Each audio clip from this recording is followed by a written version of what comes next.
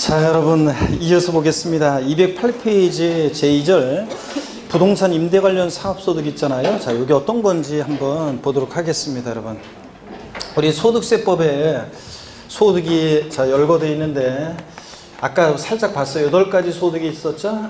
그래서 종합소득이 있고요. 종합소득이 있고, 자, 종합소득이 있고, 그 다음에 퇴직소득, 그 다음에 퇴직소득, 양도소득이요. 이렇게 있습니다. 종합소득에 대한 소득세를 종합소득세, 자, 양도소득에 대한 소득세를 우리가 양도소득세라고 하잖아요. 자, 그런데 그럴 때 종합소득에는 6가지 소득이 열거가 돼 있었는데 우리가 이자소득, 그 다음에 배당소득, 이자소득, 배당소득, 그 다음에 사업소득, 사업소득, 근로소득, 연금소득, 그 다음에 기타소득, 이렇게 해가지고 6가지가 열거가 되어 있습니다. 뭐 우리 시험은 당연히 양도소득이 중요한 거고, 자, 양도소득이 중요한 거고, 여기서 시험 문제가 이제 6문제 내외로, 대여섯 문제가 나오죠. 6문제 내외로 나오는 거고, 양도소득, 그 다음에 사업소득이 우리 시험범인데, 사업소득도 많은 사업소득이 종류가 있잖아요. 자, 저처럼 강의하는 사람들도 사업소득이 발생하고, 또 연예인들의 소득도 또 사업소득이고요. 많은 사업소득이 발생합니다. 그런데 여기서 말하는 우리 시험에서 중요한 사업소득은 부동산 관련 사업소득이 시험범인데, 부동산을 보유 중에 대여해요. 자, 대여해요. 그래서 그 임대업을 통한 소득, 또 그 다음에 부동산을 사업적인 목적을 갖고 팔아요. 매매업을 통한 소득, 또 그 다음에 건설업을 통한 소득, 이렇게 해가지고 우리 자, 소득에 이 3가지가 우리 시험 범위예요. 근데 매매업과 건설업은 뭐 시험에서 한 번도 그러니까 의의 정도를 비교할 수 있는지를 묻는 문제가 옛날 15회 시험 때 나온 적이 있지만, 이게 이제 자세한 내용이 나올 가능성은 좀 낮고요. 임대업을 중심으로 시험 문제가 계속 나왔어요. 그래서 작년에도 이제 나왔고요. 몇 년간 쭉 나오다가 26, 27 안 나왔어요. 제가 28회 시험은 나올 가능성이 높다고 했었는데 작년에 나왔고요. 자, 한 문제가 출제가 되고 있습니다. 자, 그래서 한 문제가 출제되고 있는데, 임대업을 중심으로 우리가 공부를 하면 되고요. 양도소득은 이제 사업성 없이, 자, 부동산을 자연인 개인이 둘 다 파는 건데, 매매업과 양도소득은 차이점이 사업성 없이 팔면 양도소득이고, 우리 같은 개인이 사업성을 가지고 팔면 사업소득입니다. 자, 사업성을 가지고 팔면 사업소득이고요. 그래서 사업성 여부에 따라서 양도소득과 사업소득 구별하고, 특히 부동산을 보유 중에 대여, 임대업을 통한 소득, 이게 우리 시험범인데, 부동산 임대업이 어떤 거냐, 범위, 자, 그 다음에 어떤 경우에 비과세 되는지, 또 그 다음에 전세주택과 관련한 요 내용을 우리 이제 시험 범위로 합니다. 그래서 작년에는 이제 깊은 내용들이 지문에 있었었는데 좀 어려운 내용이 나왔는데, 어떤 간에 뭐 그 좀 깊은 내용은 임대소득에 대한 그 계산과 관련해서 아주 깊은 내용 틀리라고 냈어요. 아예 그냥. 자, 그런 것까지 우리가 뭐 할 수는 없고요. 자, 이런 것들을 중심으로 우리가 공부를 하도록 합니다. 부동산 임대업이 뭐고, 어떤 경우에 비과세되고, 임대소득에 대해서 전세주택과 관련한 요 내용을 중심으로 보도록 합니다.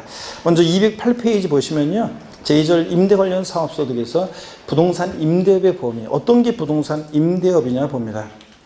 동그라미 1번, 부동산 임대업에서 발생하는 소득은 해당 과세 기간에 부동산을 대함으로 발생한 다음의 소득을 말한다. 자, 동그라미 1번이요.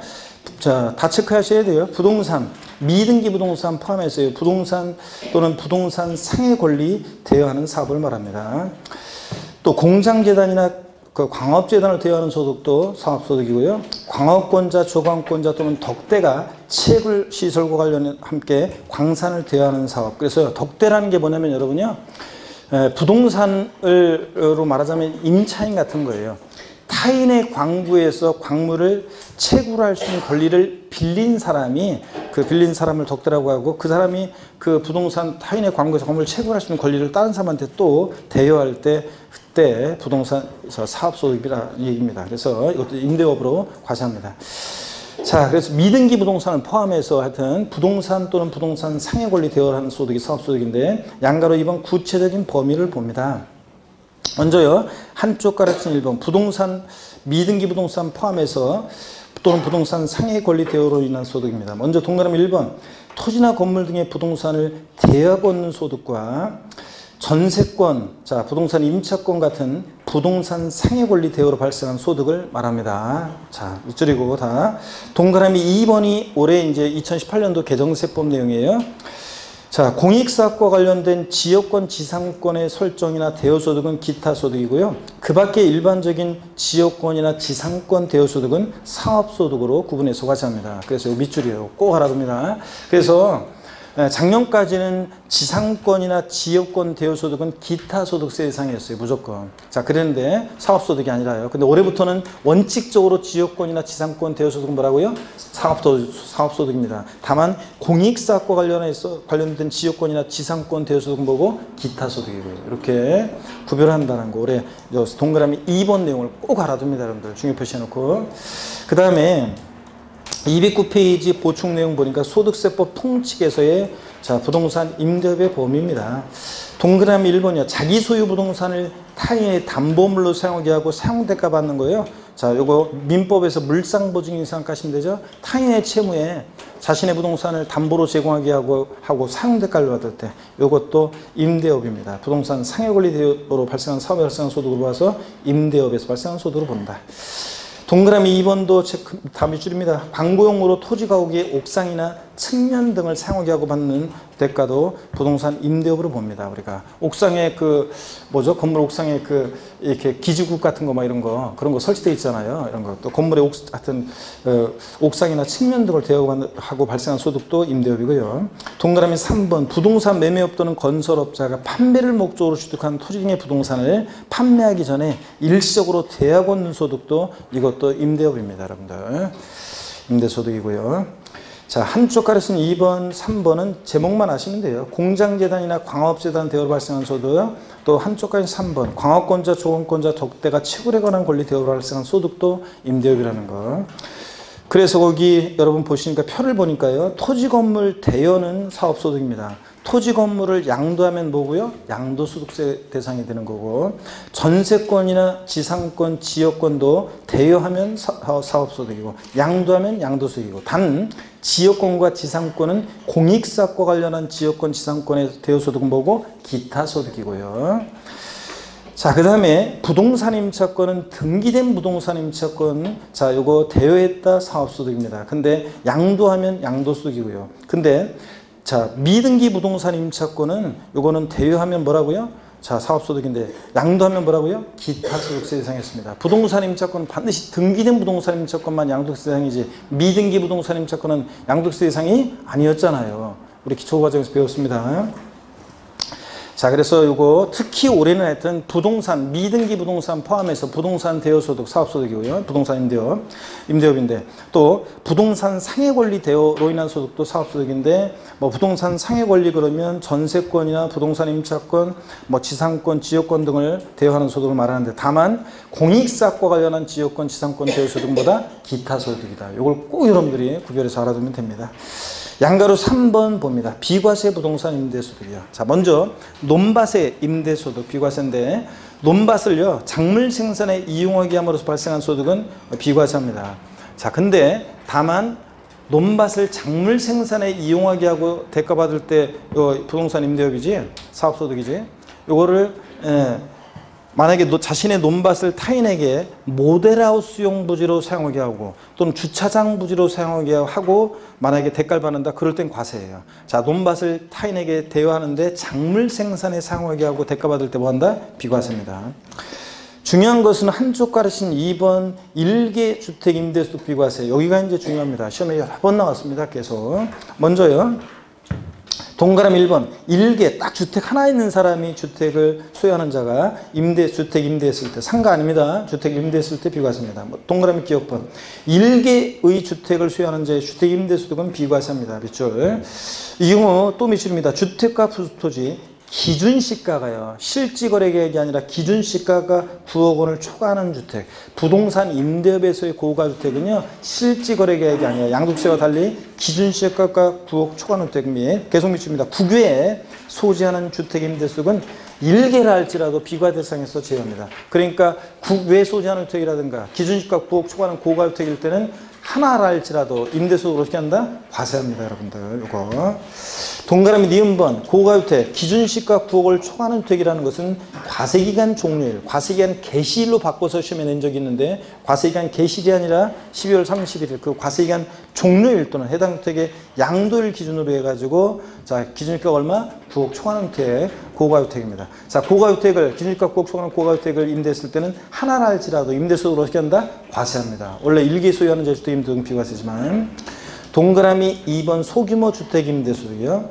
해당 과세기간에 법령으로 정하는 총 수익금액의 합계액이 2천만 원 이하인 자의 주택 임대소득은요 비과세합니다. 올해 말까지는요. 올해 말까지는 이제 소규모 주택 임대소득 그래서 임대소득이 총 수익금액의 합계액이 얼마예요? 2천만 원 이하일 때는 올해까지는 비과세합니다. 내년부터는 이제 분리과세합니다. 그래서 내년부터는 이제 과세를 해요. 자, 근데 올해까지는 2천만 원 이하의 주택 임대소득은 비과세입니다. 그 다음에 동그라미 3번, 2번도 밑줄 걷죠, 하여튼. 자, 2천만 원, 총수익금액의 합계액의 과세기간에 따른 총수익금 합계액 2천만 원 이하 이제 주택임대소득은 비과세한다는 거 밑줄 쫙이고요. 그 다음에 동그라미 3번입니다. 주택과 부수토지 범위. 주택이란 상시 주거용으로 사용하는 건물을 말하고 주택, 부수토지, 주택에 딸린 토지로서 다면에 해당하는 면적 중 넓은 면적 이내의 토지를 말한다. 그래서 건물의 연면적과 니은번 건물이 정착된 면적의 도시적은 5배, 도시밖은 10배 곱하여 산정한 면적. 비교수 둘 중 어떤 거? 넓은 면적을 주택, 부수토지로 보고요. 동그라미 4번 또 중요합니다. 시험 여러 번 나왔습니다. 비과세 판정 시 주택수 계산. 일개 소유하는 자의 주택임대소득은 비과세잖아요. 그때 주택수 계산할 때 다가구 주택은 일개 주택으로 보되 하나 주택으로 봅니다. 9가구가 거주하고 있어도 하나 월세 받을 때 다가구 주택 하나만 있다? 그러면 하나의 주택 소유하는 자니까 그 월세 받을 때 그 비과세 받을 수 있습니다. 다가구 주택은 하나의 주택으로 보되 다만 구분 등기된 경우에는 각각을 일개 주택으로 계산한다. 밑줄 쫙이고 당연하죠, 여러분들? 다가구 주택은 하나의 주택으로 봅니다. 원칙적으로. 공동 소유 주택이요. 자, 공동 소유 주택은 지분이 가장 큰 자의 소유로 계산하고요. 자, 밑줄이고 B번 봅니다. 지분이 그 가장 큰 자가 2인 이상인 경우에는 각각의 소유를 계산합니다. 밑줄짝이요. 다만 지분이 가장 큰 자가 2인 이상인 경우에는 그들이 합의해서 그들 중 1인을 당해주택의 임대수입의 귀속자로 정한 경우에 그의 소유를 계산하고요. 자, 어떤 얘기냐면 시험에 이미 나온 것이 여기 보세요, 여러분들. 예를 들어서 갑집은 60%, 을집은 40%인 공동소유주택이 있습니다. 공동소유주택이 있을 때 공동소유주택이 있습니다. 이렇게. 자, 그리고 을이라는 사람은요, 을이라는 사람 소유주택에 또 다른 게 있어요. 그랬을 때, 을이, 자, 요 주택을, 요건 A주택이라고 할게요. 요거 B주택이라고 할게요. 요 B주택을, 요것을 임대했을 때, 을이 임대했을 때, 을은, 자, 1세대 몇 주택자로 본다는 얘기예요? 금방 읽었는데, 여러분들? 1세 몇 주택자로 본다는 얘기예요? 예? 1세 몇 주택자로 봐요? 1주택자로 봅니다. 1세대 1주택자로 봐가지고 요거 B주택을 임대했을 때 비과세 받을 수 있다 없다? 있습니다, 여러분들. 1세주택으로 보니까 비과세 받을 수 있어요, 임대소득을. 자, 여러분 봅니다. 왜냐면 지금 뭐라고 되어 있냐면 우리가 금방 읽었잖아요. 공동소유주택은 지분이 가장 큰 자의 소유로 계산합니다. 지분이 가장 큰 자의 소유로 계산하대. 그러니까 자, 이럴 때 의뢰주택으로 계산하지 않습니다. 그래서 시험에서 공동소유주택은 갑집은 60%, 을집은 40%인 공동소유주택의 경우에 공동소유자 각각의 소유주택으로 계산한다. OX예요. X입니다. 공동소유 각각의 주택으로 계산하는 게 아니라 지분이 가장 큰 자의 소유로 계산해요. 근데 만약에 지분이 50%씩이다. 지분이 50%씩이다. 자, 그럴 때는 지분이 가장 큰 자가 2인 이상이다. 그럴 땐 누구의 주택으로 계산한다고요? 각각의 소유주택으로 계산하고요. 갑과 을 각각의 소유주택으로. 이해되십니까, 여러분? 그래서 공동소유주택은 지분이 가장 큰 자의 소유로 계산하되 지분이 가장 큰 자가 2인 이상일 때 어떻게 하고? 각각의 소유로 계산하고요. 아셨죠, 여러분? 이 얘기. 자, 그 다음에 동그라미 디귿번도 밑줄입니다. 임차 또는 전세받은 주택을 전대하거나 전전세하는 경우 당해 임차 또는 전세받은 주택은 임차인 또는 전세받은 주택으로 계산합니다. 밑줄 쫙입니다. 바꾼다는 뻔히 뭐요? 임차 또는 임차받은 주택은 임대인의 주택으로 계산한다. 바꾸겠죠? 안 해고 누구? 임차인의 주택으로 주택수 계산합니다. 전대하거나 전전세할 때 여러분요. 자, 전대하거나 전전세할 때는 임차인 또는 전세 받은 자의 주택으로 계산하고. 리을번 전대나 전전세가 뭔지 모르신 분은 나한테 묻지 말고 민법 배우시고 1번 본인과 배우자가 각각 주택을 소유하는 경우에는 이를 합산하여 주택 속에 계산한다. 밑줄 짜기요. 부부는요. 여러분 저를 주의해 보세요. 주의해서 부부는 소득세 계산은 부부 따로따로 계산해요. 소득세 계산은 부부도 개인별 과세니까 따로따로 계산하는데 주택 수 계산할 때만 부부 어떻게 한다고요? 합산해서 판단해요. 남편 명의 주택 하나가 있고 부인 명의 주택 하나가 있어요. 그러면 그중에 하나 임대했을 때 1세대 몇 주택이에요? 2주택입니다. 그러니까 비과세 받을 수 없다는 얘기입니다. 그래서 소득세 계산은 따로따로 하지만 주택 수 계산은 부부는 어떻게 한다? 합산해서 판단합니다. 자, 그 얘기고. 밑줄이고요. 자, 그래서 거기 표의 정리가 다 되어 있습니다. 다가구주택은 1개주택으로 보되 구분 등기된 경우는 각각 1개주택으로 계산하고, 시험에서는 다가구주택은 원칙적으로 각각을 독립하여 구기된 부분을 각각 1개주택으로 계산한다. 이렇게 바꾸면 되겠죠? 틀리고 전체를 한 개의 주택으로 보는 게 원칙입니다. 공동소유주택은 원칙적으로 지분이 가장 큰 자의 수를 계산합니다. 자, 각각의 소유주택을 계산한다 그러면 틀려요. 임차 또는 전세반 주택을 전대하거나 전전세할 때 누기주택으로 임차인 또는 전세반 주택으로 계산하고, 부부는 어떻게 하고 주택수 계산할 때는 합산해서 판단하고요. 그 다음에 이 부동산 임대업의 사업소득금액 계산 있잖아요. 여기 이제 작년에는 여기서 지문에 나온 게 있는데, 일단 뭐 계산은 요거는 다음에 심화할 때 한번 보도록 하겠습니다, 여러분들. 자, 지금은 넘어갑니다. 자, 넘어가요.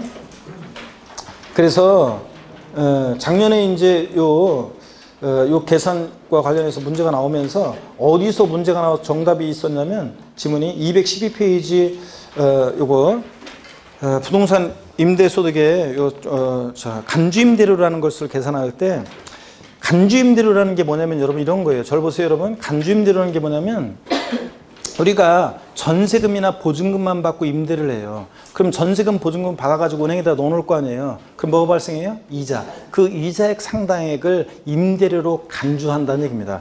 원래 임대소득은 월임대료로 소득세가 계산되거든요. 근데 월임대료가 없어. 자, 보증금, 전세금만 받아서. 그러면 자, 임대소득에 대한 소득세를 어떻게 계산하느냐? 임대료를 은행에, 보증금, 전세금을 은행에 넣어놨을 때 발생하는 이자를 임대료로 간주해서 한다. 그런 개념이에요. 자, 그래서 간주임대료라는 것은 보증금, 전세금만 받고 임대했을 때 그걸 말한다는 거. 자, 그래서 월임대료로 말하자면 환산한 임대료를 생각하시면 됩니다. 자, 그게 이제 간주임대료인데 계산하는 방식이 쭉 나오는데, 작년 시험에서는 거기 보세요. 간주임대료라는 걸 계산할 때 일반적인 경우에 해당 과세기간의 보증금액에서 주택에 대한 것은 3억 원을 공제를 해요. 3억 원을 기본적으로 빼줘요. 그리고 그 다음에 여기다가 또 그냥 다 되는 게 아니라 여기다 60%를 곱해요. 자, 그리고 여기다가 365분의 1이라는 것은 임대 기간을 곱해요. 그리고 정기금 이자율 요거 현재 4.3%인데 요거 이제 곱하고, 여기서 이제 뭘 빼냐면 해당 과세기간의 임대사업 부분에서 발생한 금융수익을 빼는데요. 거기 금융수익에서 그 표 아래에 꽃 표시가 3개가 있죠. 꽃이 3개 있는 거 보니까 요 금융수익에서 그 수입이자와 할인료, 배당금의 합계를 말하며 요건 포함해. 근데 유가증권 처분이익은 포함하지 않는데, 작년 시험에는 이 금융수익의 뭐 수입이자와 할인료, 그 다음에 배당금의 합계, 그리고 유가증권의 처분이익을 포함함, 이렇게 시험 문제 바꿔서 나왔어요. 이걸 어떻게 맞추냐고. 유가증권 처분이익은 제외한다 이런 거를. 요건까지 강의할 수는 없잖아요. 세법 16문항 나오는데 진짜. 그래가지고 안 했는데 이게 그 지문에 있더라고요. 이걸 포함한다. 유가증권 처분이익은 금융수익에 포함한다. 이렇게 해가지고 하고 바꿔서 나왔었어요. 뭐 어쩔 수 없어 이런 거는. 자, 됐습니다. 일단 됐고 계산은 넘어가고요. 213페이지 쭉 넘어갑니다. 어디로 가시냐면, 아니구나. 넘어갈 게 아니구나. 참. 여기 그 211페이지 다시 갑니다. 간주임대료에서요. 211페이지 간주임대료에서 자, 동그라미 2번 주택의 간주임대료 있죠? 211페이지 맨 하단에 주택의 간주임대료. 원칙 주택을 대여하고 보증금 등을 받는 경우에 원칙적으로 소득세를 과세하지 아니한다. 밑줄 짜기요. 여러분들 원칙적으로 전세주택은 소득세를 과세 안 해요. 상가는 나중에 이제 정리해드리겠지만 상가는 무조건 과세예요. 상가는 보증금만 받고 임대하든 월세 받고 임대하든 무조건 상가는 과세인데, 주택은 월임대료, 월세 받는 주택만 과세고, 월세 주택만 과세하고, 월임대료에 대해서만, 전세주택, 보증금 전세금만 받고 임대하는 원칙으로 전세주택은 소득세를 과세 안 해요. 전세주택은. 근데, 자, 몇 줄이었죠? 근데 다만 212페이지 특례가 있습니다. 동그라미 A번이요. 전세주택도 예외적으로 과세를 하는데요. 주택을 대여하고 보증금 등을 받은 경우에 주택수가요 3주택 이상을 소유하고, 계속 미술입니다. 주택 엔드입니다. 주택은 3주택 이상이면서 보증금 등의 합계액이 얼마요? 3억 원을 초과하는 경우에 그 보증금 등을 사업소득금액 계산할 때 총수익금액에 산입합니다. 그래서 몇 주택 이상에 대해 전세주택 과세할 때는 원칙 과세하는데 3주택 이상이면서 엔드 보증금 합계액이 얼마? 3억 원을 초과해야지. 딱 3억까지는 과세한다 안 한다? 안 해요. 자, 동그라미 B번. 다만 위 A의 주택수 계산 시 주거의 용도로만 쓰이는 면적이 1호 또는 1세대당 60제곱미터 이하인 주택으로서, 자, 해당 과세기간의 기준시가가 엔드입니다. 1호 또는 1세대당 60제곱미터 이하면서 면적으로는 엔드 해당 과세기간의 기준시가 3억 원 이하인 주택은, 자, 이렇게 소형주택일 때 기준시가 3억 원 이하 주택은 2018년 올해 12월 31일까지는 주택수 계산에 포함하지 않습니다. 올해까지는. 그래서 여러분들 올해 2018년도에 주택이 세 채가 있어요. 주택이 세 채인데 내가 하나는 거주하고 있고 두 채는 전세를 줬어요. 전세를 줬어요. 자, 전세를 줬는데 그때 다만 그 기준시가 보증금 합계액이 3억 원을 초과하지 않는다거나, 서울에서는 그러기가 쉽지 않죠. 자, 지방이 아닌다면은 저 어떡하네? 보증금 합계액이 3억을 초과하지 않는다거나, 아니면은 그 세 채 중에서 한 채라도 만약에 전용 면적이 60제곱미터 이하이면서 엔드 기준시가 3억 원 이하다. 그러면, 자, 그러면은 주택수 계산 아예 포함하지 않으니까, 그러니까 그때는 전세 보증금에 대해서 소득세 과세한다 안 한다? 안 합니다. 간주임대료 계산 안 해요. 아시겠죠, 여러분? 이런 얘기입니다. 그래서 전세주택은 원칙 과세하지 않는데, 과세하려면 몇 주택 이상이고 3주택 이상이고, 보증금 합계액이 얼마? 3억 원을 엔드 초과할 때만 과세합니다. 자, 그 얘기입니다. 자, 그럴 때 이제 그 간주임대료 계산하는 요게 이제 작년 시험에 계산 조그만 게 나왔었는데 그냥 신경 쓰지 마시고요. 자, 넘어갑니다. 이렇게 해서 요 정도 일단 오늘 봅니다. 그래서 제가 오늘 설명드린 것은 부동산 임대업, 어떤 게 부동산 임대업이냐, 어떤 경우에 비과세 되느냐, 또 주택수 계산, 또 그 다음에 전세주택 말씀을 드렸습니다. 요 정도만 보시면 되겠습니다. 그리고 214페이지 부동산업에서 매매업과 건설업은 참고적으로 보시는 거고요. 일단 넘어갑니다. 자, 그래서 어디로 가시냐면 219페이지 양도소득세로 갑니다. 219페이지 양도소득세요. 양도소득과 관련합니다. 잠깐만요. 218페이지 문제 5번 문제 한번 그럼 볼까요? 작년 기출문제인데 28 기출문제. 작년에는 틀리다고 냈어요, 사실은. 이렇게 좀 틀리다고 냈는데, 네, 한번 보겠습니다, 여러분. 218페이지 5번 문제 작년 기출문제 한번 봅니다. 소득세법상 거주자가 국내 소재, 올해 이제 정확히 얘기하면 2018년도라는 말이 들어가야 되는데 2018년도 국내 소재 부동산을 임대해 발생한 소득에 관한 설명으로 틀린 거 그랬습니다. 1번 지문은 좀 지문을 수정했습니다. 공익사업과 무관한 지상권 대여로 인한 소득은 부동산 임대에서 발생한 소득에 포함한다. 맞습니까, 여러분? 맞잖아요. 아까 지상권, 지역권도 공익사업과 무관한 지상권, 지역권 대여로 인한 소득은 뭐라고요? 사업소득입니다. 부동산 임대업입니다. 그죠, 여러분? 임대업 발생한 소득에 포함한다. 맞습니다. 2번이요. 부동산 임대업에서 발생한 소득은 상업소득에 해당한다. 그렇죠? 3번. 주거용 건물 임대업에 발생하는 결손금은 종합소득 과세표준 계산할 때 공제한다 그랬는데, 여러분요, 우리 아까 좀 거기서 지나왔구나.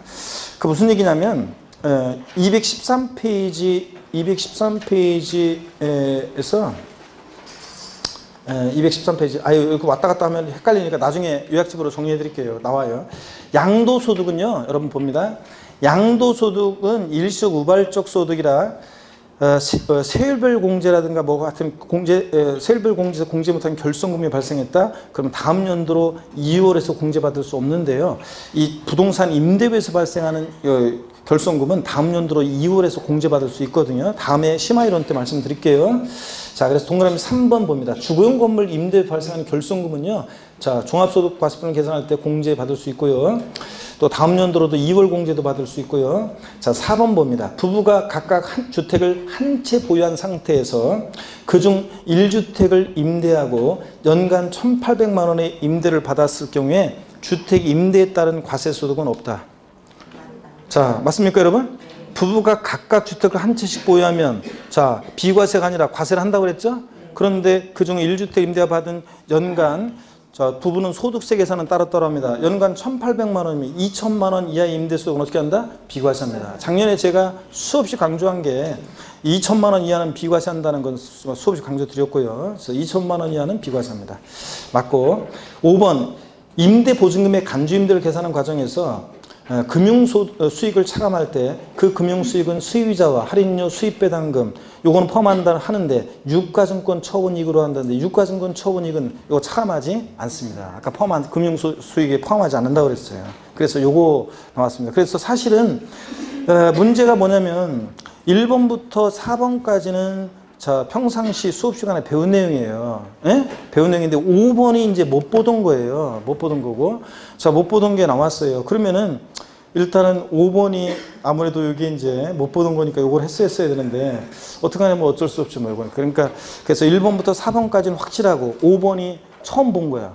그러면 일단 5번을 찍었어야 되는데 작년에도. 근데 이제 수강생들 자신이 없는 거죠. 못 본 거니까. 일단 어렵다고 생각해가지고. 자, 그래서 어떡하냐 작년에 문제가 좀 이랬었습니다. 틀리게 내는 문제였고요. 근데 잘 눈치 있으면 맞출 수 있었고요. 그래서 작년에도 다 맞거나 하나 틀리거나 그런 수강생분들이 세법 고수 저한테 제대로 구원받았습니다 하면서 이렇게 하신 분들 보면은 그분이 5번 지문을 안 가르쳐 줬어요 제가. 자, 그랬는데도 맞췄단 말이죠. 맞췄는데 어떻게 맞췄냐. 1번부터 4번까지는 배웠잖아요. 그러니까 5번을 골라서 이렇게 다 맞거나 하나 틀리거나 그런 분들이 계십니다. 어떤간에 세법은 항상 옛날부터 한 문제 자체가 안 가르쳐 준 거 제가 안 가르쳐 준 게 나올 때가 있고요. 그 다음에 작년에가 이제 좀 그런 게 두드러졌고 그 전에랑은 제가 안 가르쳐 준 게 나온 게 23회인가 그때 또 좀 안 가르쳐 준 게 나왔었고 25회인가 한 번 또 안 가르쳐 준 게 나왔었고 뭐 그런 식으로요. 그 외에는 제가 다 가르쳐 준 안 가르쳐 준 것을 계속 강조하고 뭐 이렇게 슬쩍 보수 이런 게 아니라 계속 강조한 그런 거에서 다 이제 문제가 나와요. 근데 이제 가끔가다 안 가르쳐 준 부분에서 한 문제가 나오거나 아니면 자, 문제 5개 중에서, 지문 5개 중에서 하나가 이제 안 가르쳐 준 낯선 게 나와요. 그랬을 때 배운 내용으로 이걸 이제 골라낼 수 있어야 되는데, 보통 분들은 이제 쉽지는 않지만 그래도 골라낼 수 있어야 되는데, 어떻게 작년에 이렇게 문제가 나왔습니다. 그 전에는 다 맞출 수 있었던 문제들만 나왔었습니다. 자, 됐습니다. 자, 219페이지. 양도소득세입니다. 우리 양도소득세는 이제 드디어 양도세인데요. 여기 보세요. 양도소득세는 제일 중요한 세금이고, 우리가 이제 다음 주하고 그 다음 주 2주 남았죠, 우리가? 4월달 2주 남았잖아요. 예? 벌써 이제 4월달 2주밖에 안 남았어요, 이제. 4월달도. 아이고, 시간이 금방 가요, 이제. 2주밖에 안 남았는데. 다음 2주 동안에 이제 양도소득세를 우리가 이제 집중적으로 합니다. 그래서 다음 2주 동안에 이제 꽃이 이제 절정으로 꽃보다 날씨가 이제 절정이잖아요. 절정으로 치달아 가는데, 꼭 양도소득세 할 때 되면은 4월 말 되면 파장 분위기야, 항상 학원들이. 수업 빠지고 막 이러는데, 이러면 안 됩니다. 요번 3, 4월 달 과정에서 4월 달에 요번에 이제 양도소득세 2주에 걸쳐서 다음 주에 본격적으로 할 건데, 그때 꼭 나오셔야 됩니다. 양도소득세를 안 들으면 세법에서 부동산 우리 중개사 시험에서는 안 꼽는 찐빵을 먹는 거예요. 꽝이에요, 여러분들. 그러니까 꼭 여러분들이 양도세를 수업을 들으셔야 되겠습니다. 그래서 3, 4월 과정에서 양도세 기본 기초 이론을 바탕으로 해서 기본 이론을 확실하게 다져놓고 심화로 넘어가야 되는데, 제가 아마 5월 달에는 요약집으로 하게 되면 아마 제가 그러니까 순서가 공부하는 순서가 여태까지는 조세, 총론, 지방세, 국세 이렇게 갔잖아요. 근데 이제 5월 달에는 아마도 제가 바로 뭐부터 보냐면 양도소득세부터 시작합니다. 바로 그냥 5월 달 첫 주부터 뭘 들어간다고요? 양도소득세부터. 그래서 양도세를 충분히 이제 시간을 갖고 공부를 하고, 그 다음에 이제 조세 총론 부분이라든가 또 일부 이제 종부세 같은 것은 11월, 12월, 1, 2월, 3, 4월에 걸쳐서 자세히 공부, 거의 시험에 나올 것들을 거의 대부분 다 했기 때문에 이런 것들은 나중에는 이제 6월 달 가면 쭉쭉쭉쭉 읽으면서 다시 한번 복습하는 의미로 쭉쭉쭉 보고, 새로운 거 배울 게 없어요. 그러니까 쭉쭉쭉 다 배웠기 때문에 읽으면서 넘어가고, 양도소득세를 집중적으로 이제 안 배웠던 내용들도 있어요. 5, 6월 달에 이제 3, 4월 과정에 못 배우는 내용도 5, 6월 달에 배우고, 하여튼 양도세를 집중적으로 보게 됩니다. 5월 초에. 예? 그러니까 5월 달에 초에 하필이면 또 근데 행사도 다시 많지. 수업을 빠지면 된답니다. 폭망입니다. 그래서 5, 6월 달에 양도세를 3, 4월 달 다음 주, 그 다음 주 배웠죠? 바로 이어가지고 다시 한번 5월 달에 집중적으로 양도세를 공부합니다. 요 시기를 놓치면 이제 그때는 이제 끝이야, 이제 여러분들. 그러니까 다음 주에, 5월 달에 양도세를 다시 처음부터 이제 5월 달에 양도세부터 진도가 나갈 가능성이 높습니다. 그래서 그렇게 거의 90%는 그렇게 할 예정이에요. 그래서 양도세 보고 다시 이제 저희 총론 지방세 이렇게 넘어옵니다. 아셨죠, 여러분? 네. 그러니까 자, 다음 주에 이어서 볼 거지만 오늘 간단하게만 양도세 좀 보겠습니다. 양도소득세 시험 문제는 대여섯 문제가 출제가 되고, 어떤 성격의 조세이냐 기초이론에서 배웠고, 양도소득세 과세 대상 어떤 것을 보유할 때 양도소득세가 부과되느냐 과세 대상. 자, 그 다음에 양도소득세요. 양도세 대상 인것과 아닌 것 꼭 잘 보셔야 되면서, 또 양도세는 양도에 부과하는 세금이잖아요. 그러니까 양도라는 게 도대체 뭐냐, 양도세는 양도라는 게 뭐고, 그 다음에 어떤 경우에 양도에 해당하는지 해당하지 않는지 유형이요. 자, 이게 어떤 해에는 묶어서 한 문제 나오기도 하고, 어떤 해에는 따로따로 과세 대상 문제 한 문제, 양도에 해당하는 거 해당하지 않는 거 한 문제 따로따로 나오는데, 27회 시험 때 여기서 문제가 안 나왔어요. 그래서 제가 27회 때 안 나오는 바람에 26회 때는 각각 나왔었는데, 그래서 작년에 28회 시험 때는 제가 무조건 나온다고 별표에 3개 했습니다. 무조건 나온다고 했었어요. 올해는 작년만큼은 좀 따로따로 두 문제 나올 가능성은 낮고 합쳐서 한 문제 나올 가능성이 있습니다. 그 다음에 양도소득세 어느 때를 양도 및 취득 시기로 보느냐. 양도소득세는 보유기간이 중요해요. 몇 년 보유하고 파느냐에 따라서 양도세는 세금이 확 달라지는데, 보유기간 그러면 일반적으로 당해재산 취득일로부터 양도일까지를 보유기간으로 하는데, 몇 년 보유했느냐에 따라서 양도세는 세금이 확 달라지기 때문에, 자, 이 보유기간 판정의 의미가 있는데, 몇 년 전에 한번 시험에 나왔어요. 25회 시험 때인가 나왔어요. 그렇기 때문에 26, 27, 28 안 나왔죠. 그러니까 올해는 이제 양도세, 양도 또는 취득 시기에 어느 때 양도 시기라고 취득 시기를 하냐도 주의해서 여러분들 보셔야 되겠습니다. 자, 그 다음에 올해는 잘 보셔야 되고요. 그 다음에 양도소득세에서 제일 중요한 부분은 양도소득세 계산 과정이에요. 양도소득세 계산 과정. 여기에 많은 계산 과정에서 많은 중요한 논점들이 있습니다. 여기에서 시험 문제는 2문제에서 3문제가 나옵니다. 그래서 2, 3문제가 나오는 중요한 부분입니다. 그래서 양도세에서 어렵다. 양도세가 어렵다 그러면 어디가 어려운 거냐? 여기가 어려운 거예요. 그래서 이 부분을 이제 3, 4월 과정에서 또 쫙 이제 중요한 내용들을 보고, 그 다음에 좀 더 디테일하게 5, 6월 달에 바로 5월 달 시작할 때 디테일한 내용들을 이제 배우게 됩니다. 그래서 5, 6월 과정에 이제 계산 과정을 완벽하게 이제 공부를 할 거고요. 자, 그래서 이게 제일 중요하고 제일 어렵고, 그 다음에 양도소득세 세금 계산했으면 돼야죠. 납세지를 어디로 할 거고, 또 양도세는 신고납부하는데 예정신고납부와 확정신고납부라는 게 있잖아요. 올해는 무조건 나옵니다. 자, 독립화 문제로. 그래서 납세 절차는 또 무조건 시험에 나오는 부분이고요. 또 어떤 경우에 양도소득이 비과세가 되는지, 비과세 양도소득이요. 자, 이 비과세 양도소득이 매년 시험에 나온 건 아니에요. 건너뛰는 해도 있지만 작년에 건너뛰었어요. 그래서 비과세가 작년에 시험에 안 나왔기 때문에 올해는 시험에 또 나옵니다. 무조건. 자, 그래서 이렇게 해서 이런 것들을 테마로 해서 우리 양도소득세를 공부합니다, 여러분. 자, 그러면 219페이지 자, 제1절 양도세 의미 과세대상에서 의미 특징을 가볍게 봅니다. 의요. 양도소득세는 개인이 사업성 없이 토지, 건물 등을 유상으로 반드시 대가를 받고, 양도함으로 인해서 발생한 소득을 양도자별로 합산해서, 자, 1월 1일부터 12월 30일까지 부동산 여러 번 팔아요. 그럼 양도소득을 전부 다 합산해서 고자인 경우에 주소지 관할 세무서에 신고납부하는 그런 국세입니다. 특징 여러분이 쭉 읽어보시고요. 자, 특징은 쭉 읽어보는 거고, 개인주의 과세하고 뭐 이런 것들. 동그라미 4번 밑줄입니다. 동그라미 4번. 양도소득은 소득세 과세 방식 중에서 아까 분류 과세한다고 그랬죠? 자, 그러니까 종합소득, 퇴직소득 등과 어떻게 한다? 구분해서 과세한다는 거 밑줄 쫙이요. 자, 그래서 합산하여 포함하여 과세한다. 땡입니다. 이런 것들. 나머지 내용들은 기초과정에서 말씀을 드렸습니다. 그 다음에 220페이지 넘어가서 양도세는 신고납부하는 세금이고요.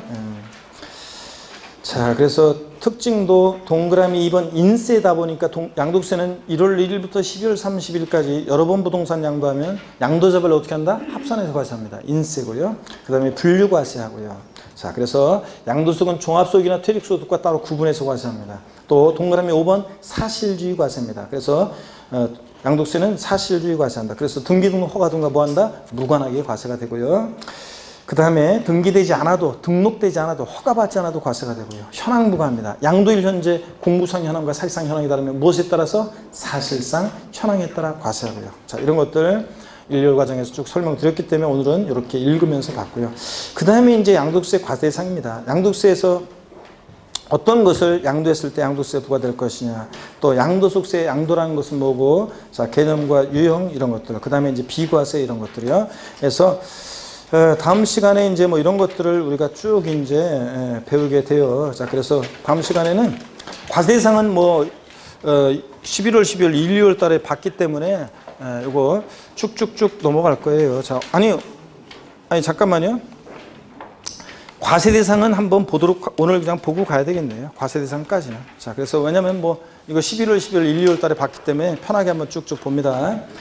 자, 고기 한번 드시고 여러분들. 자, 221페이지 한번, 220페이지 과세 대상 한번 보겠습니다. 개요. 양도소득세는 열거주의를 원칙으로 하기 때문에 과세 대상은 다음에 열거된 것으로 한다. 그래서요. 부동산 또 주식, 파생상품 등이 있는데요. 먼저 박스 안에 보니까 부동산 당연히 대상이고, 부동산에 관한 권리라는 것이 있는데 대상이 되고, 기타 자산도 대상인데 4가지가 있고요. 또 주식 출자 지분, 또 파생상품 등이 양도세 대상입니다. 자, 그럴 때 중요한 것은 이제 부동산에 관한 권리, 또 기타 자산, 얘네들이 이제 중요해요. 자, 221페이지 과세 상물의 종류입니다. 토지 당연히 양도세 대상이 됩니다. 이번에 두 번째 줄 보니까 이 경우 토지는 지적공무상 지목에 관계없이 사실상 지목에 의한다. 당연하죠, 여러분들. 실질과세는 직상. 공부상으로는 농지로 되어 있지만 실제 농사 안 짓고 있으면 농지가 아닌 거고요. 다만 사실상 지목이 불분명하면 지적공무상 지목에 의한다. 당연합니다. 형광표로 줄 긋지 마시고요. 건물이란 토지에 정착하는 공작물 중 주택과 점포 등등 이런 지붕과 벽 또는 기둥이 있는 것으로 건물에 부속된 시설물과 구축물을 포함한다. 그래서 건물 대상입니다. 우리가 건축물이라고 하지 않는 이유는 건물과 독립한 시설물이나 구축물은 대상이 아니기 때문에 그렇다고 했습니다. 건물에 부속된 시설물이나 구축물은 대상이 되지만, 자, 그래서 건물이 대상이다. 건축물이 아니고, 이 경우 건물의 용도는 뭐 실질과세 원칙에 따라 공부상 용도에 관계없이 사실상 용도에 따라고 이런 것들 읽어보시고요. 자, 그 다음에 3번 부동산에 관한 권리입니다. 우리 기초과정 다 본 것들입니다.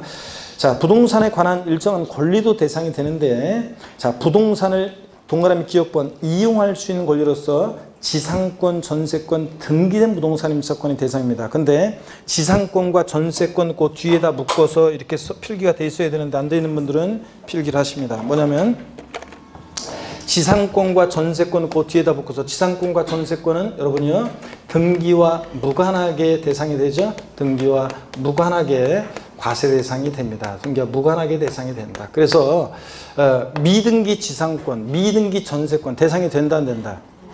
지상권, 전세권이요. 부동산에 관한 권리 중에서 부동산 사용수익에 관한 권리에서 지상권과 전세권은 묶어가지고, 자, 등기와 무관하게 대상이 됩니다. 미등기 지상권, 미등기 전세권 대상이 됩니다. 자, 근데 용익물권이라고 하는데 얘네들, 그 용익물권 중에서 지역권은 대상이 된다 안 된다? 안 된다는 거. 자, 그 다음에 거기 등기된 부동산 임차권, 자, 등기된 부동산 임차권, 등기된 부동산 임차권. 부동산 임차권은 반드시 등기된 부동산 임차권만 대상이지. 자, 요거 돼지꼬리 땡냐 해가지고요. 자, 미등기 부동산 임차권, 등기되지 않은 미등기 부동산 임차권은 대상이 된다 안 된다? 안 된다는 거. 자, 부동산 임차권 반드시 등기된 것만 대상이라는 거. 여기에 필기가 돼 있어야 됩니다. 그죠, 여러분들? 자, 졸리신 분이 계시네. 하나, 둘, 셋, 네 번째. 근데 누구라고 얘기 안 하겠는데. 자, 졸고 계신 분. 자, 힘내시고. 자, 그 다음에 동그라미 니은번입니다. 부동산에 관한 권리 중에서는 부동산을 취득할 수 있는 권리가 대상인데 부동산의 취득 시기가 도래하기 전에 당해 부동산을 취득할 수 있는 권리 상태를 말하죠. 보충 내용을 다 알아두셔야 되는데 부동산을 취득할 수 있는 권리란 부동산의 취득 시기가 도래하기 전에 취득할 수 있는 권리로서 다음과 따라서 하나하나 다 체크해서 밑줄입니다. 건물이 완성되는 때 그 건물과 이에 부수되는 토지를 취득할 수 있는 권리로서 아파트 당첨권, 분양권, 입주권 같은 거, 조합원 입주권 같은 거 대상이 된다는 거. 얘네들 갖고 있으면 나중에 아파트 당첨권 갖고 있으면 본계약 체결해서 아파트 완공되면 그 건물과 이에 따른 토지를 취득할 수 있게 되잖아요. 그래서 부동산을 취득할 수 있는 권리로서 대상이 됩니다. 건물이 완성되는 때 건물과 이에 따른 토지를 취득할 수 있는 권리로서 아파트 당첨권, 분양권, 입주권. 자, 그 다음에 지방자치단체나 한국토지주택공사 발행하는 발행기간은 중요하지 않고 밑줄이죠. 토지상환채권. 또 3번 한국토지주택공사 발행하는 주택상환채권. 상환이란 말 들어있는 이 채권을 갖고 있으면 나중에 주택으로 토지로 바꿔주니까 부동산을 취득할 수 있는 권리로서 대상이 됩니다. 근데 시험에서 요거 이런 것들, 그 옆에다가 이런 것들, 국민주택채권 같은 거예요. 자, 이거 좀 줘야 되겠다. 국민주택채권 같은 것은, 국민주택채권 같은 것은 백날 갖고 있어도 토지개발채권이나 국민주택채권 같은 거, 국민주택채권이나 토지개발채권이나 이런 것들은 백날 갖고 있어도 주택이나 토지로 바꿔줘야 안 바꿔줘요? 안 바꿔주니까 이런 것들은 과대상이 아닙니다, 여러분들. 자, 토지 상환채권, 주택 상환채권, 상환이란 말들은 채권이 대상이지 이런 것들은 대상이 되지 않습니다. 자, 그 다음에 계속 이어서 보시면요. 자, 4번입니다. 부동산 매매계약을 체결한 자가 계약금만 지급한 상태에서 양도하는 권리요. 이게 어떤 거냐? 부동산 매매계약을 체결한 자가 계약금만 지급한 상태에서 양도하는 권리. 이런 게 어떤 거냐 그러면 이런 거라고 그랬습니다. 어떤 주부수강생이 물어봤어요. 시동생 명의로 아파트 분양계약을 체결하고요. 계약금을 치를 때는 감명이었어요. 근데 잔금 치르기 전이거든요. 잔금 치르기 전인데 애들 아빠 명의로 이걸 명의를 바꾸려고 그래요. 자, 어떤 세금이 문제되나요? 갑은요, 부동산을 취득할 수 있는 권리를 양도했다고 본다고 그랬습니다. 그래서 양도소득세가 과세 문제가 발생합니다. 뭐냐면 부동산 매매계약을 체결하면서 계약금을 치렀다는 것은 계약금을 치른 자가 치르지 않은 자보다 우선적으로 그 계약을 완성시켜서 그 부동산을 취득할 수 있는 지위, 권리를 갖고 있다는 거잖아요. 그러니까 계약금을 치르지 우리가 부동산 매매계약 하면서요. 그래서 부동산 매매계약을 체결한 자가 계약금만 지급한 상태에서 양도하는 권리에 부동산을 취득할 수 있는 권리로서 대상이 된다는 거. 자, 요때 양도세는 이렇게 계산한다고 그랬잖아요. 취득가격은 참고적으로 취득가격은 요때까지 계약금, 중도금 들어간 게 있으면 요걸 취득가격으로 하고 여기다가 양도가격은 여기다가 프리미엄 얹어서 피 얹어서 팔았다 그러면 이 프리미엄 상당액에 대해서 양도세 부과가 된다고 그랬죠? 우리가 전세권이나 지상권 같은 것도 프리미엄 받고 우리가 피 받고 누구한테 요 지상권이나 전세권을 양도하면 그때 그 프리미엄 상당액에 대해서 양도세가 부과되는 겁니다. 자, 이런 얘기라고 그랬습니다. 하여튼 이런 것도 부동산을 취득할 수 있는 권리로서 대상이 된다. 다 알아두셔야 됩니다. 보충 내용이고.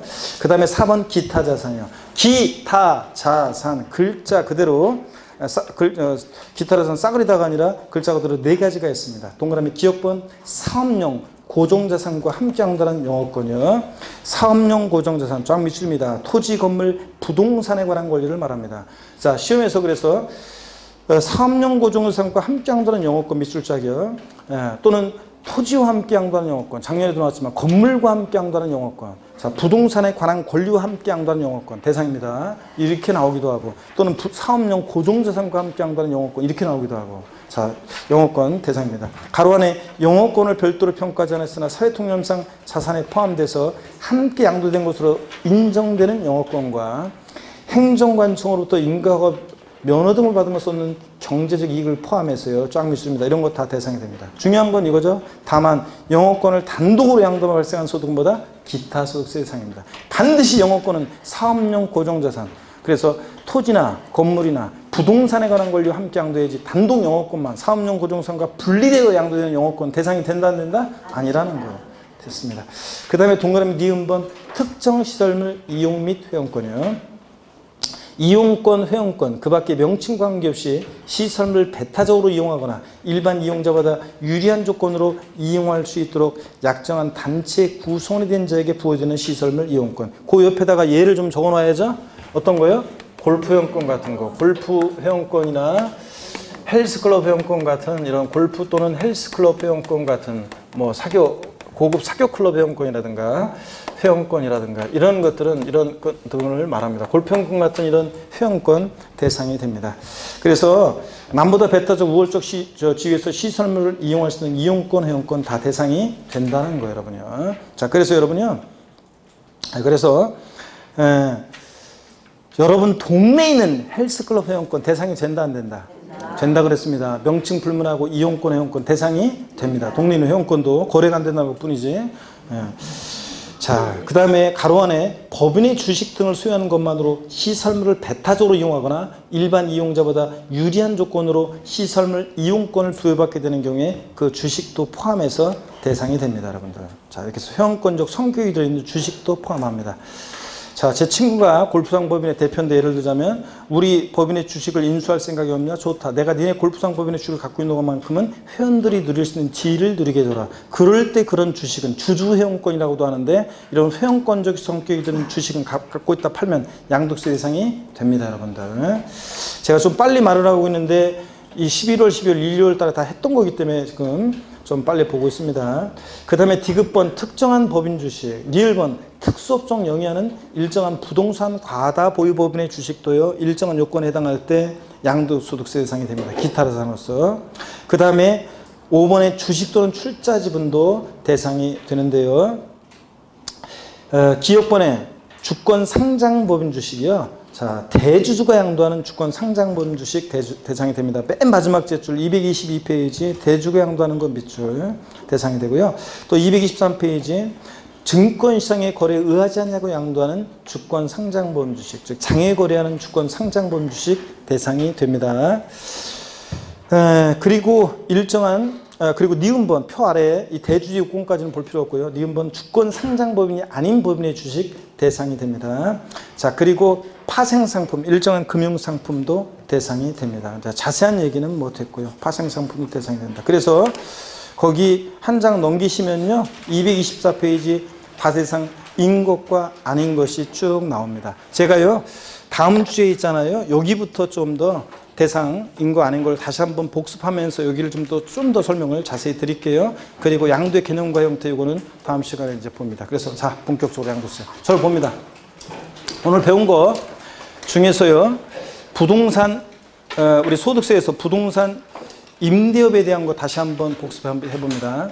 부동산 임대소득, 임대 관련 사업소득, 임대업이 어떤 거냐 그러면 부동산 또는 부동산 상해 권리 대여로 인한 소득이 부동산 임대 관련 사업소득인데 임대업인데 미등기 부동산 대여소득은 사업소득입니까?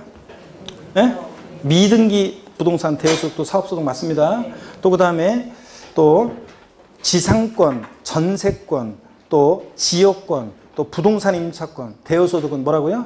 부동산 상해 권리로서 이런 것들 대여했을 때 지상권, 전세권, 지역권, 부동산 임차권 이런 것들 대여했을 때 자, 부동산 임대업으로서 사업소득이 됩니다. 근데 다만 지역권과 지상권, 공익사업과 관련한 지역권, 지상권 대여소득은 뭐고? 기타소득세 대상이고. 에?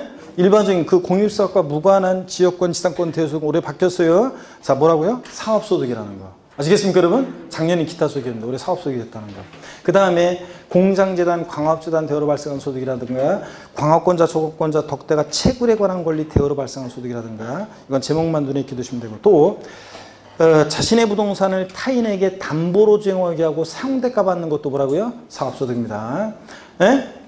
자, 그 다음에 물상보증인 민법에서 자신의 부동산을 타인의 채무에 담보로 제공하게 하고 상대가 받는 것도 임대업이고 사업소득이고 그 다음에 건물의 옥상이나 측면을 대여 걷는 소득도 사업소득입니다. 자, 부동산 매매 사업자 등이 판매를 목적으로 취득한 것을 판매하기 전에 대여하여서 발생한 소득도 뭐라고요? 임대업입니다. 사업소득이에요. 자, 범위 어떤 게 부동산 임대업이냐? 이런 게 부동산 임대업입니다. 그 다음에 비과세.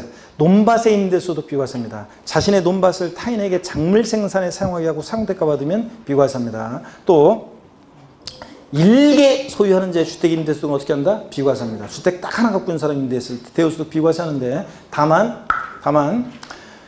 한 개라 할지라도 과세되는 경우가 있습니다. 어떤 거? 고가주택과 국외에 소지하는 주택은 1주택이라도 과세를 합니다. 이때 일개 소유하는 자의 주택 임대소득 비과세에서 한 개라 할지라도 과세가 되는, 즉 비과세 배제되는 고가주택이라는 것은 자 실지 거래가 합계액이 아니라 기준시가로 얼마? 9억 원 초과하는 주택을 말합니다. 딱 9억까지는 아니에요. 9억 초과하는 주택이고, 과세기간 이때 기준시가라는 것은 그 9억 원 초과하는 주택이라는 것은 과세기간 개실이 아니라 종료일 현재 또는 양도일 현재를 기준으로 기준시가 9억 초과하는 고가주택을 임대했을 때는 하나를 할지라도 어떻게 한다? 과세를 합니다. 자, 근데 또 요거 그다음에요. 또 해당 과세기간의 총수익 임대소득에 대한 총수익 금액이 얼마 이하일 때 올해까지는 임대소득 과세하지 않는다 그랬어요? 2천만 원 이하일 때. 작년에 1,800만 원 나왔잖아요. 2천만 원 이하일 때 과세하지 않습니다. 자, 그다음에 또 이 일개 소유하는 자 주택 임대소득 비과세에서 그 주택수를 계산할 때 다가구 주택은 매 한 가구마다를 독립한 일개 주택으로 봅니다. 아니고 다가구 주택은 어떻게 한다? 전체를 한 개 주택으로 봅니다. 구분 등기되어 있지 않는 한은 전체를 한 개 주택으로 보고, 자, 그 다음에 공동소유주택은 공동소유자 각각의 소유주택으로 계산합니다. 아니고 원칙은 뭐라고요? 지분이 가장 큰 자의 소유를 계산하되. 이게 뭔지예요? 지분이 가장 큰 자의 소유를 계산하되. 지분이 가장 큰 자가 2인 이상일 때 어떻게 한다? 각각의 소유를 계산합니다. 갑지분 60%, 월지분 40%인 공동소유주택은 누구 주택으로? 갑의 주택으로 계산합니다. 지분이 가장 큰 자의 소유로. 지분이 가장 큰 자 2인 이상일 때가 각각의 소유고. 그 다음에 또 전대하거나 전전세한 주택은 임대인의 주택으로 계산해요? 임차인의 주택으로 계산해요? 임차인. 전세반자의 주택으로 계산합니다. 임차인이나 전세반자의 주택으로. 임대인 아니라는 거. 부부는 주택수 계산할 때 어떻게 한다?